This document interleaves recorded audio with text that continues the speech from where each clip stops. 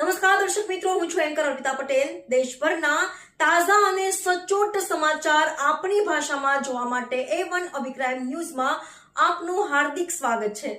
હવે જોઈએ મુખ્ય સમાચાર. કચ્છ જિલ્લાના કલેક્ટરના માર્ગદર્શન હેઠળ ફ્લાઇંગ સ્કોડ કચ્છની તપાસ ટીમ દ્વારા ગેરકાયદેસર ખનીજ પરિવહન સામે કડક કાર્યવાહી. મુન્દ્રાના પત્રી ગુંદલા રોડ પર આકસ્મિક ચેકિંગ દરમિયાન બ્લેક ટ્રેપ ખનીજનું રોયલ્ટી પાસ વગર ગેરકાયદેસર પરિવહન કરતા 3 ડમ્પર ઝડપી પાડવામાં આવ્યા હતા.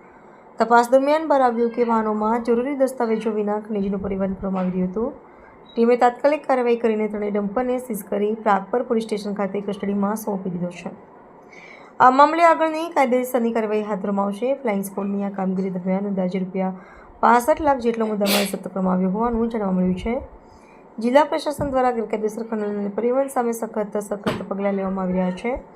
અધિકારીઓએ જણાવ્યું હતું કે આવી ગેરરીતિઓ સામે ઝીરો ટોલરન્સની નીતિ અપનાવવામાં આવી રહી છે અને આગળ પણ આવી તપાસ અભિયાન ચાલુ રહેશે. રિપોર્ટર ભરત ઠાકોર, કચ્છ.